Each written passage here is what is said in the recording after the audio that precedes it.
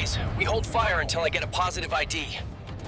They're locking missiles. We can't wait much longer. It's her. I know it. The klaxon tore through the Nevada air base like a banshee, shattering the stillness of the desert dusk.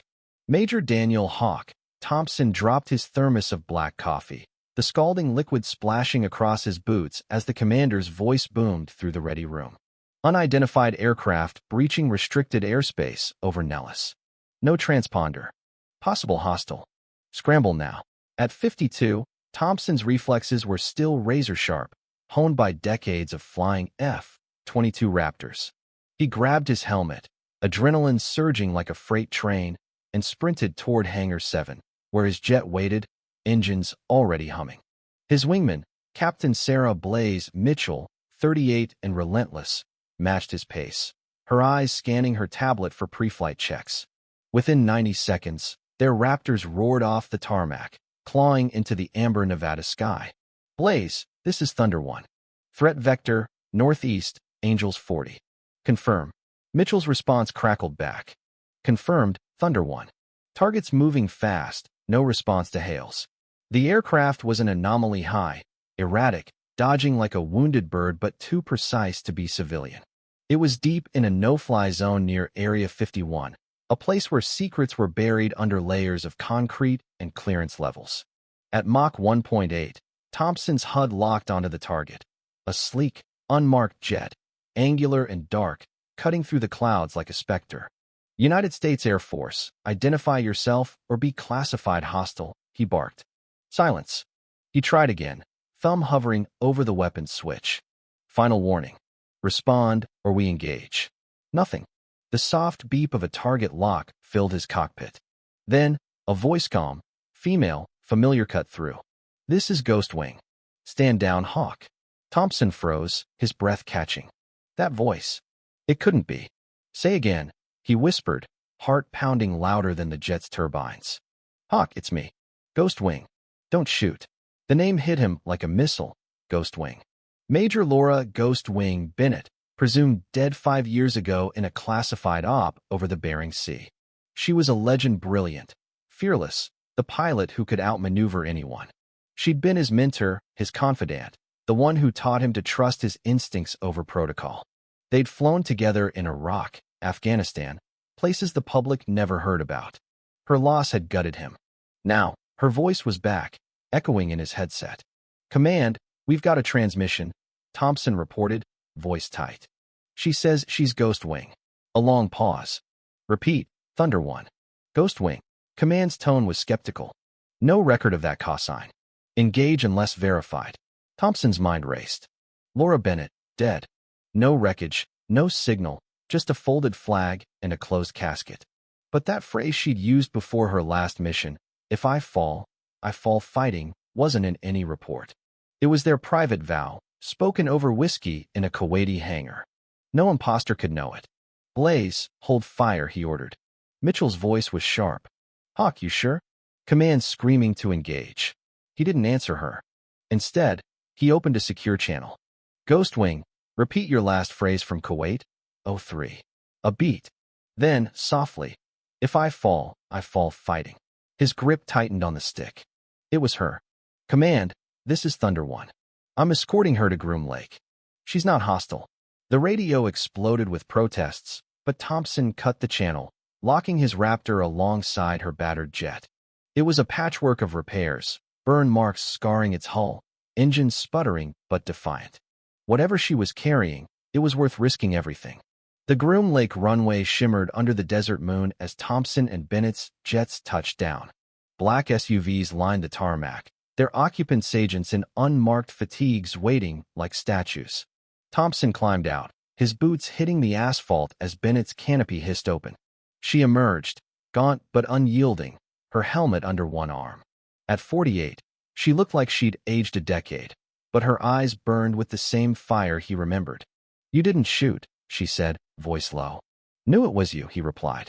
An agent stepped forward. Major Thompson, stand by your aircraft. Bennett cut in.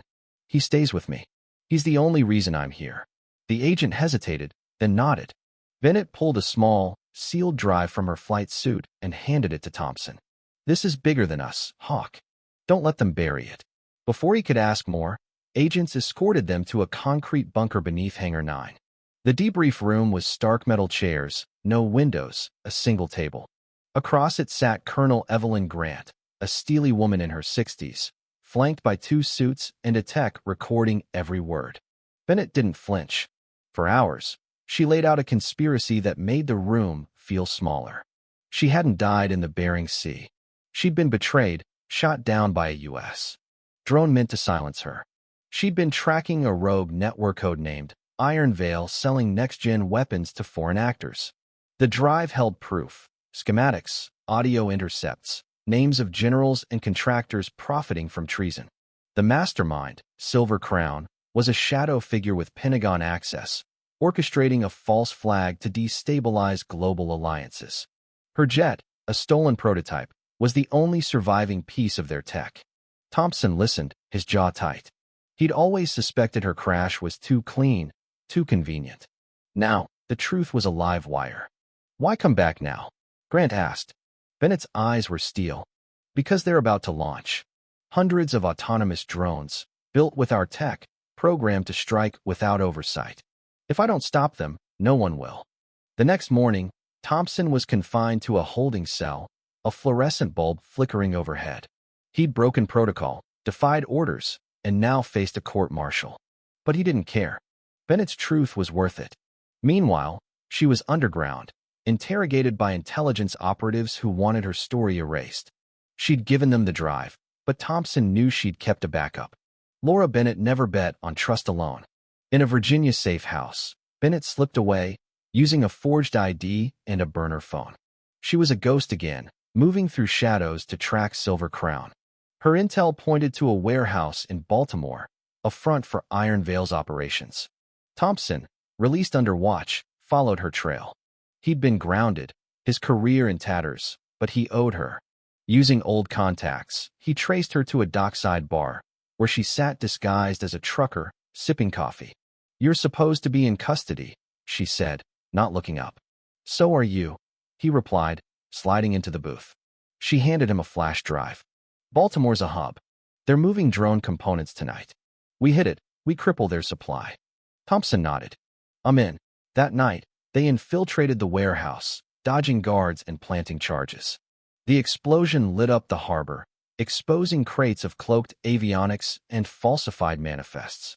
The media called it a gas leak, but encrypted leaks hit dark web forums, naming names. 2 retired generals were arrested within days.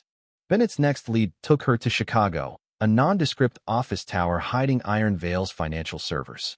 She breached it alone, moving like a specter through security systems. Thompson arrived too late, finding only a melted drive and a message: Silver Crown's in Denver. 48 hours. He caught a red-eye, knowing she was racing toward the endgame. In Denver, Bennett infiltrated a private defense lab posing as a consultant. Inside, she found General Marcus Tate, retired but far from idle, overseeing the final drone launch protocols. "You're too late, Laura," Tate sneered, standing in a control room lined with monitors.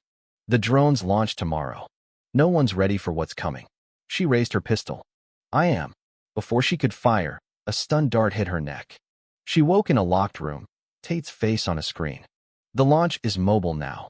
You've lost." But Bennett had palmed a microchip during her Capturia signal disruptor. She escaped, messaging Thompson, Nevada. Now, at Groom Lake, they reunited under a starlit sky. Thompson had secured a stealth jet, and Bennett held the disruptor chip. "It'll blind their drones," she said, unpacking the device. "But we need to find the launch platform." General Grant, now an uneasy ally, briefed them. "They're in the Mojave mobile convoy. You've got 12 hours. They took off, flying low, the jet's stealth coating blending with the night. Drones appeared sleek, lethal, dozen strong. Bennett activated the chip, and most spiraled into the sand, but one massive drone locked onto them. Thompson deployed flares. Bennett weaved through missile fire, their jet dancing through canyons. "Launch site ahead," Thompson shouted, spotting trucks below. They unleashed airstrikes, crippling the convoy. The lead drone lunged, but Bennett's railguns tore it apart. As dawn broke, choppers extracted them, securing the chip and data. Back at base, Grant faced them. You stopped a war. But Silver Crown's still out there. Bennett nodded. I'm not done. Weeks later, congressional hearings buried Iron Veil's details, but arrests mounted.